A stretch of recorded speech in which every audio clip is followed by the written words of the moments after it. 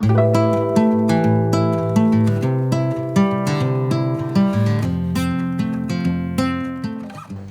disclosure, the person who was supposed to give the speech had a family emergency, so I'm taking over.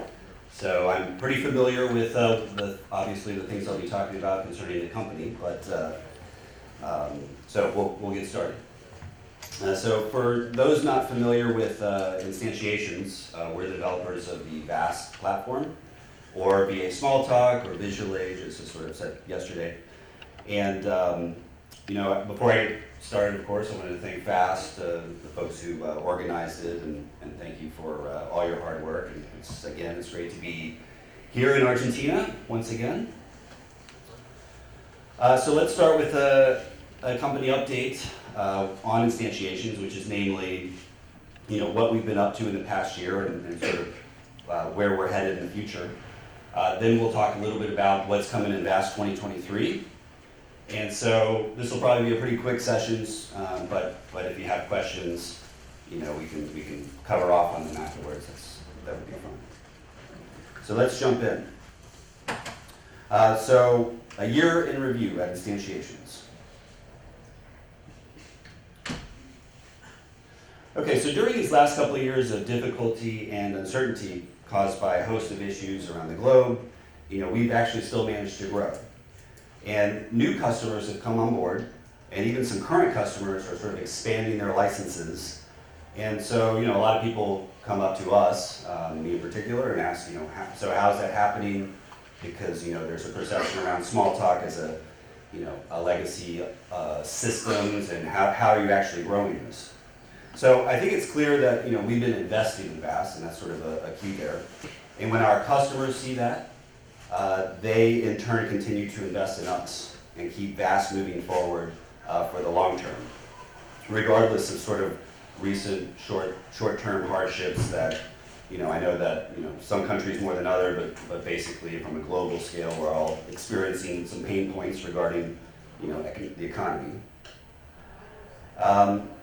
And so with, their continued investment in VAST, Instantiations has provided them, essentially essential support services to help keep their mission-critical systems running well. So ensuring the service is high quality is extremely important to us. So we frequently send out surveys to see how we did. And the result, these surveys show support experiences with our engineers have been overwhelmingly positive for years and years. And in fact, many customers have stated that Instantiations feels like sort of an extension of their own development teams. Now, outside of direct support, we do a lot of R&D. So continued customer investment sort of also allows our funding of this sort of R&D portion that we put a lot of time into. And so it's really core of Instantiations culture, really since the beginning of the company in 1988. And it allows us to keep supporting our customers through regular releases of sort of relevant features that are stable and production ready for every single layer of the stack. So this is from our new ARM-based virtual machines and new communication protocols for the web, to native table widgets for thick client applications. So we continue to deliver essential and forward-looking improvements in this product.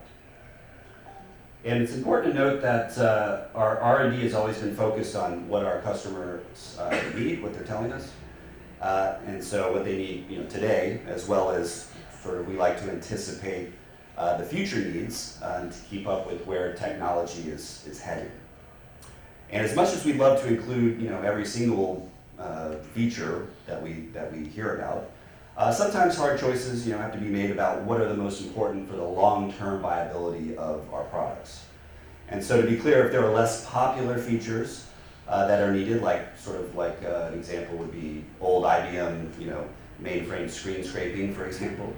We have custom development services that we use to cover those kind of lower demand features, but still are important for so many of our customers that have these systems that were built massive systems back in the 90s, and these things need to be cared for, and they're vital, essentially, to their core mission of business. Now, as a direct result of sort of R&D, we of course not only produce new features, but we frequently make use of new technologies that we can incorporate and use in VAST. So this new tech can be, we fundamentally improve the user experience of the product, but its new capability or increased performance could be that, or both, or while continuing to provide the unparalleled stability that really VAST is known for and our customers appreciate. And of course, you know, backwards compatibility, I kind of tell people, in the long term, having that be such a core part of our mission, it is a lot like, you know, everybody's crossing the floor at different speeds, and we've, you know, meanwhile someone's poured molasses in front of us, and we're, you know, trudging through the floors. We have to keep all this stuff from the past, you know, moving. It definitely can slow us down, but it also that basic model, you know, helps us to actually optimize our situation. We're actually pretty good at maintaining the backwards compatibility while moving forward piece. And that's taken a lot of years to really get that model well understood and working. Okay, so for example, the Rust language is a fantastic lower level language, now the second official language of the Linux kernel. And it gave us an extremely solid technology base to streamline the development of our advanced Unicode implementation, which Esteban's going to be talking more about tomorrow. And it makes it more performant and safe. And so now that's the third official language in our virtual machine. Then there's Google's Dart. You know, I spoke yesterday a little bit about our asynchronous library, comes from there. And it's, you know, UI-focused framework Flutter, which we do some work with, which has provided a proven set of asynchronous technologies that we've ported to VAST. And we've had a number of talks in which you can find more about this on our YouTube channel. And finally, the Toit language. You know, this is an interesting piece of tech related to the Internet of Things. And in short, it allows object-oriented programming with an approach that seems really similar to Smalltalk in a lot of ways. So this allows it to occur on microcontrollers like an ESP32 chip. And we all know that VAST requires an operating system like Windows or Linux for installation, but Toit goes where VAST really can't on these tiny devices, on these little tiny boards, and has its own virtual machine that makes it really fast. In fact, it's about 20 times faster than MicroPython. And so for those that want to work with ESP32s to collect data on IoT systems, it's easy to control Toit devices and manage them directly through VAST using our OS process framework. And we did a sort of a cooperative talk with Casper Lund from the V8 team last year at a university in Raleigh to show off this great technology. But the benefits of this R&D didn't stop with features being added to the latest VAST release. So the broader community has benefited as well. So earlier this year, using our knowledge of Toit, we hosted a presentation, as I said. We have sort of a local community college that's near us. We also have, you know, a forum that continues to be active in discussions about VAST and related technologies. So if you haven't checked out the VAST Community Hub, you know, it's worth a look. And finally, Instantiations has regularly contributed to open source projects like those found in GitHub, the VAST Community Hub, which is also on GitHub, or we do some Dart. As I kind of mentioned yesterday, we have some Dart-related projects that we pushed because we took the async library, so we sort of exchanged in that way. And so this has all been within, you know, basically the past year. So we have a lot going on at all times. So what is the future of instantiations? Well, so it really comes down to, you know, building bridges where with other communities and using, you know, new technologies to get there.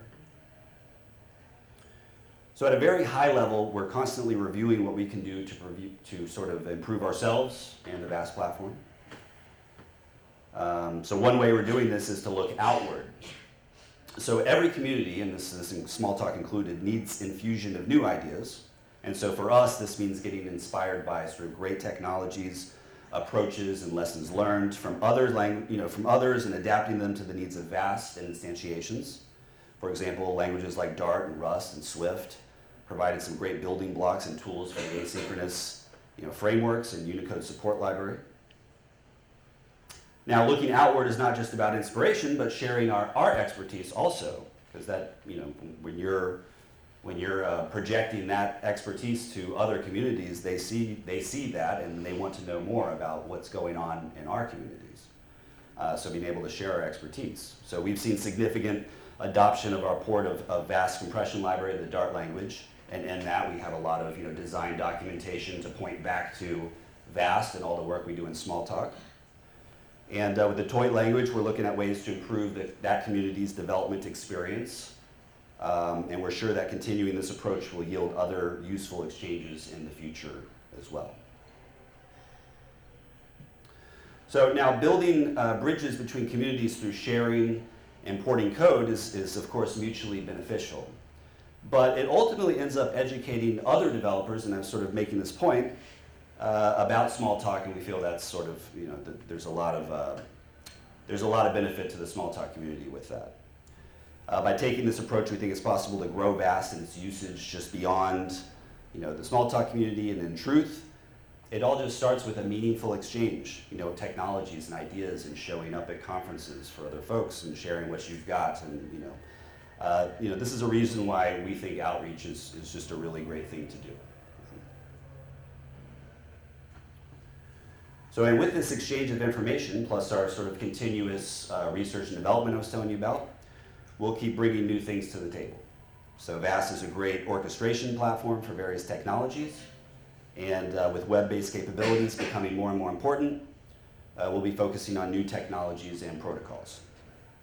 So these are the use cases we're optimizing for, because this is where a lot of the active development is happening with our customers specifically. So we'll still continue addressing sort of all layers of the stack as technology is changing, and be a little more forward-looking in where we're going with the VAST product, and make sure we're meeting folks where they're at and meeting those needs in the time that they need it.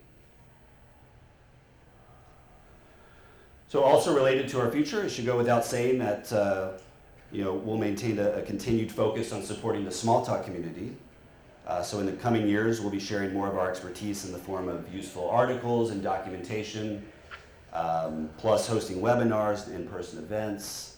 And additionally, even though we're a commercial Smalltalk provider, we think it's important to get more involved in the open source side of Smalltalk and use our time to further some community-based projects. So after all, we think a strong Smalltalk community is good for all dialects.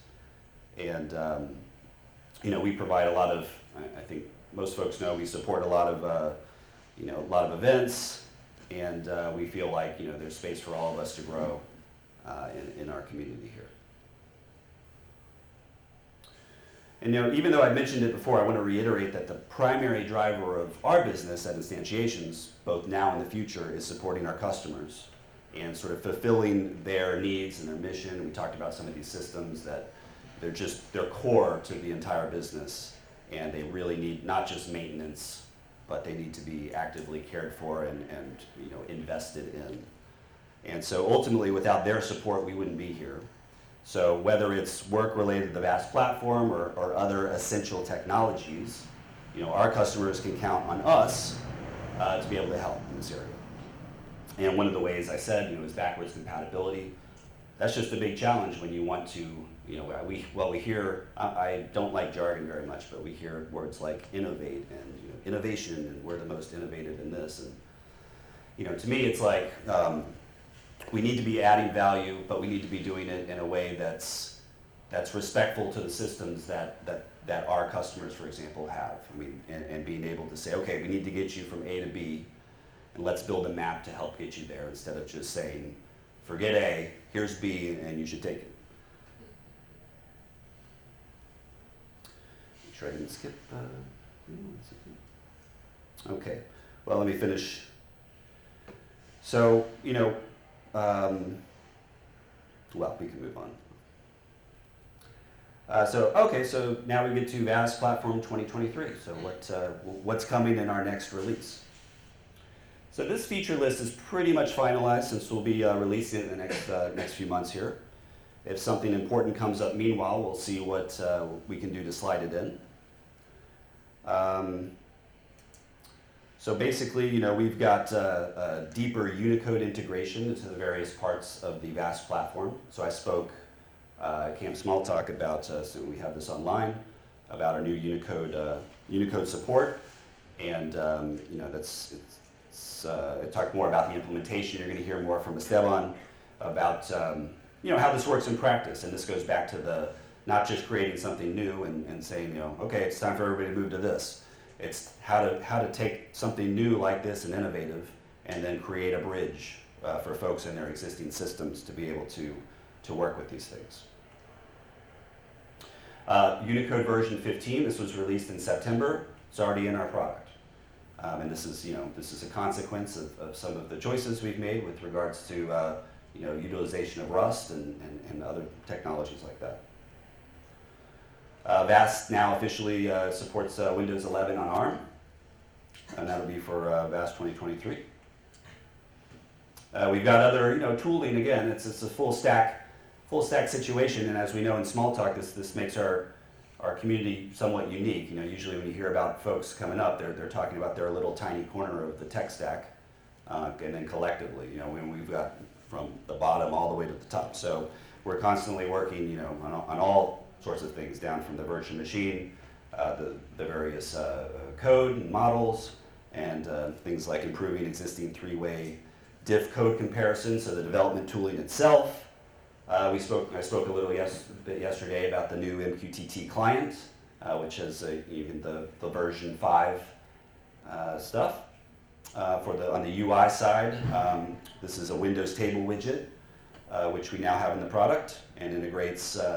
Again, we integrate it with the existing tooling, some from different areas. So this is like Window Builder and the ABT parts, and this is our customers use this stuff. So we can create the Windows table widget in isolation and just deliver it as is, but obviously that utility is a little more limited. So we spend that extra time, that extra resource to make sure that it's integrated well into existing products.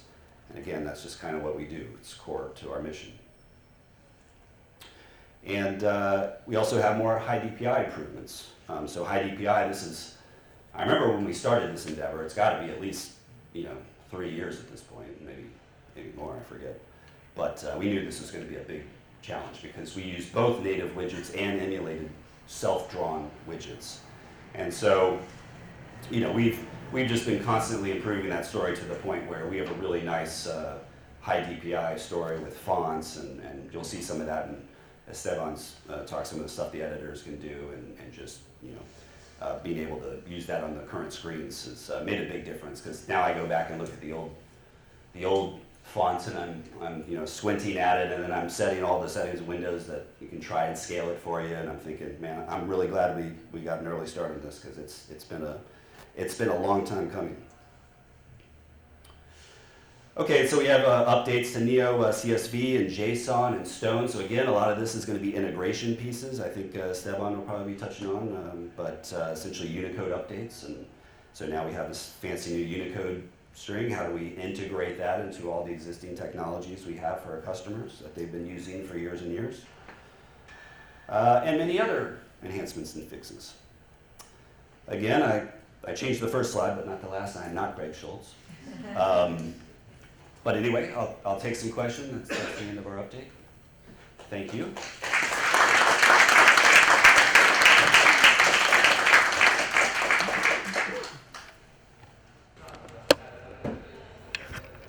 So one of the things you mentioned in your strategy is to increase links with other communities and technologies. I think that it's worth mentioning that FAST is also trying to do that at a smaller scale, but we are doing some things. And the workshop, I think, is a good vehicle for that because it's like a preliminary step in the process of creating a paper good enough to have some impact in other conferences which are more prestigious. Yeah. Because you get high quality feedback from the reviewers. So I've been following your work in the last years, and I think there are a lot of things you yourself or your team could put in the format of a paper, or at least start thinking in that kind of output of all that work. So this is a way to invite you for the next episode of our workshop to see if Instantiations can somehow collaborate submitting a paper.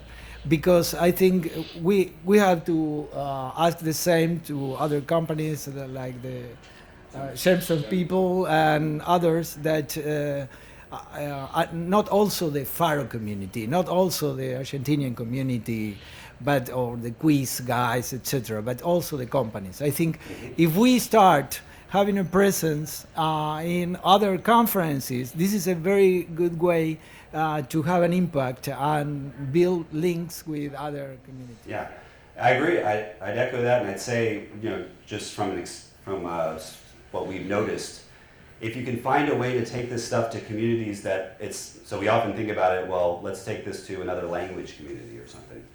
But that usually doesn't work all that well. Everybody's sort of entrenched in their views on those sort of matters.